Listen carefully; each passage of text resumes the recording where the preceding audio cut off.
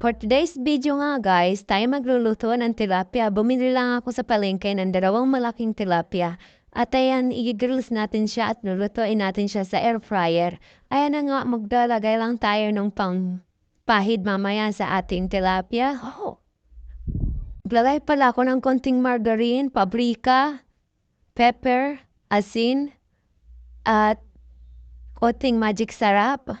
At basil leaves, at oregano guys, powder, yan. Tapos mimix lang natin yan, maglalagay tayo ng konting oil para mamix siya, mix natin yan siya guys. Yan na, yan ang tsura niya pag na-mix na natin lahat.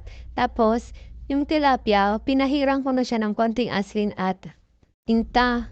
Yan, tapos yung ating hinalo-halo ingredients, ipapahid-pahid natin yan dyan guys. Ibabrush natin ng maigi para manuot sa tilapia ang lasa.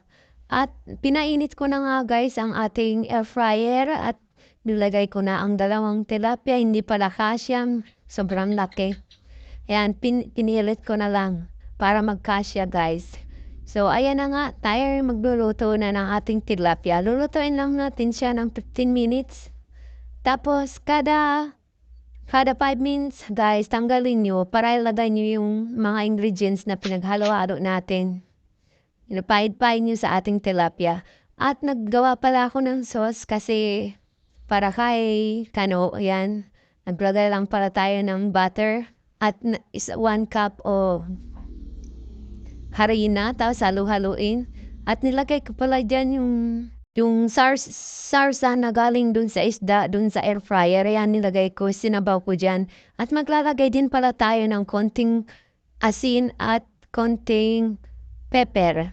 At ayan na nga guys, pagka naluto na yan guys, smekos lang natin yan guys. Tapos lasahan nyo din guys kung okay na yung sarsa at kung okay na sa panlasa is okay na yan. Tapos mag-a-add lang tayo ng konting fresh milk dyan. Ayan guys, naglagay tayo ng konting fresh milk para mas lalong lumasa siya.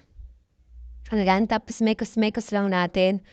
At malapit na yan matapos guys. At kung nagustuhan nyo nga ang video ito, huwag niyong kalimutang mag-follow. Salamat sa panonood.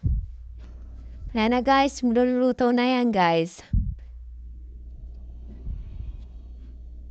At ayan na nga ang ating finished product ng ating fish. Ayan guys, sobrang nanunuot ang lasa niyan. Sobrang sarap. Ayan. Try nyo rin yan guys kung gusto nyo.